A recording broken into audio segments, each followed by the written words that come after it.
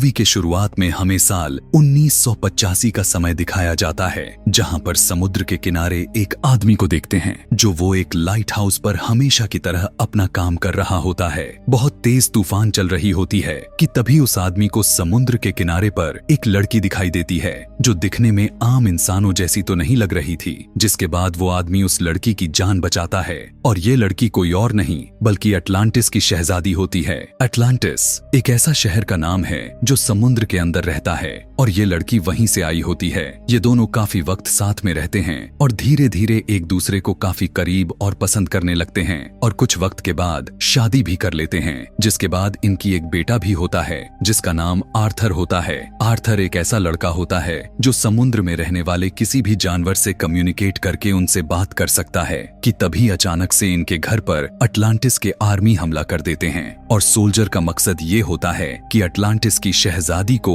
वापस शहर ले जाना है और अब वो उस पर अटैक करते हैं। इसलिए मजबूरी में आकर अटलांटिस की शहजादी को अपने बेटे और अपने पति को छोड़कर अटलांटिस शहर जाना पड़ जाता है, क्योंकि अगर वो ऐसा नहीं करती तो ये सोल्जर उसके फैमिली को मार देते और वो ऐसा नहीं चाहती थी। इसलिए वो उनकी जान बचाने के लिए आर्मी के साथ चली जाती है। शहजादी को अपने एक खास आदमी पर बहुत विश्वास होता है, इसलिए वो उसे आर्थर को ट्रेन करने के लिए भेजती है। जिसके बाद उसका एडवाइजर आर्थर को बहुत सारी स्किल सिखाता है और अब आर्थर बड़ा हो चुका होता है। आर्थर को बुलाया जाता है कि तुम अटलांटिस शहर वापस आ जाओ, क्योंकि तुम पहले और बड़े बेटे हो और इसीलिए तुम्हें वहां की राजा बना दिया जाएगा। लेकिन आर्थर अटलांटिस जाने से मना कर देता है, वो भी इस बात पर कि उसकी माँ को मारा गया क्योंकि वो एक इंसान से प्यार करती थी और उससे शादी की थी और मैं उन्हीं में से हुआ एक हाफ ब्रीड बेटा हूँ। मेरे लिए ये सरासर गलत है, मैं अटलांटिस कभी भी नहीं जाने वाला। अगले सीन में हम देखते हैं कि कुछ पायरेट्स रसियन सबमरीन को लूट रहे होते हैं कि तभी वहां पर आर्थर आकर सभी को मारने लगता है।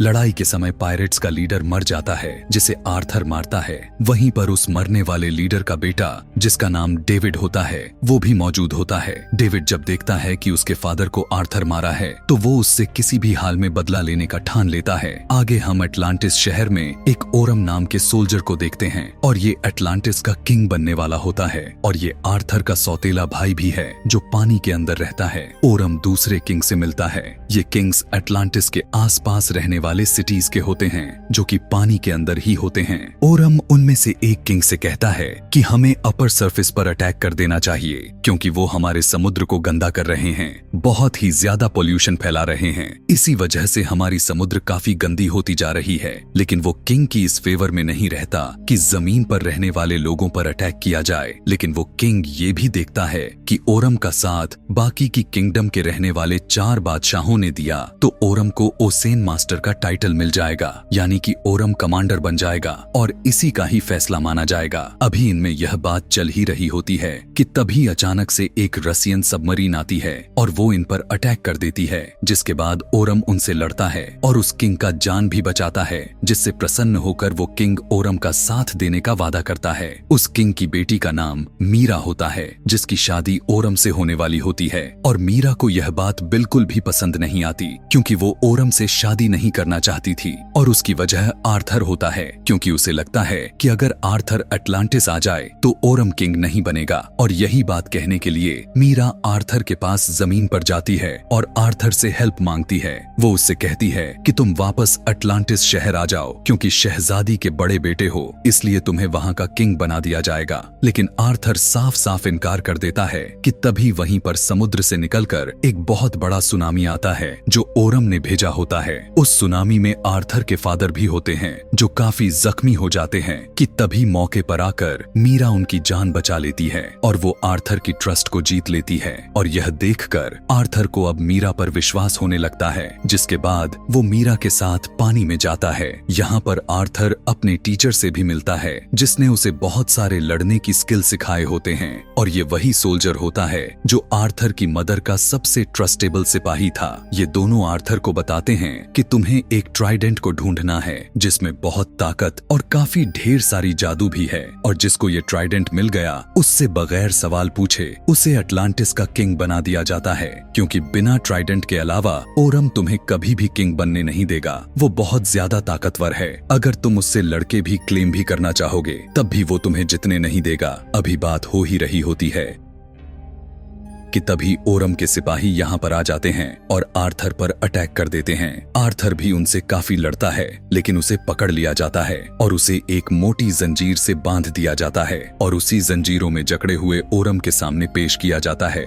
जिसके बाद ओरम उससे कहता है कि तुम्हारी वजह से मेरी माँ की डेथ हुई, यानी कि तुम्हारी ही वजह से अटलांटिस की शहजादी को फांसी पर लटकाया गया। ओरम आर्थर का भाई होने के नाते वो आर्थर से कहता है कि मैं तुम्हें एक चांस देता हूँ कि तुम यहाँ से चले जाओ और कभी भी पानी में यानी इस अटलांटिस की शहर में लौट कर मत आना। लेकिन आर्थर उसकी माँ वाली झूठी क्लेम उसके ऊपर लगाने से वो उसके ऊपर काफी गुस्सा हो जाता है और वो उससे लड़ने के लिए कहता है। यहाँ पर आर्थर और ओरम दोनों में फाइट शुरू हो जाती है, लेकिन ओरम यहाँ पर काफी ताकतवर होता है क्योंकि वो हमेशा से पानी में रहा होता है, इसलिए आर्थर के लिए ओरम को पानी में हराना बहुत ही मुश्किल है। आगे ओरम आर्थर को काफी बुरी तरह से मार देता है और अब ओरम जैसे ही आर्थर को जान से मारने ही वाला होता है कि तभी मीरा वहाँ पर आकर आर्थर को बचा लेती है। अब जिस ट्राइडेंट को ये लोग तलाश कर रहे होते हैं उसे खोजने के लिए ये लोग सहारा डेजर्ट जाते हैं। सहारा डेजर्ट ये वही जगह होती है जिस जगह पर ट्राइडेंट को बनाया गया था। यहाँ पर इन्हें एक होलोग्राफिक के थ्रू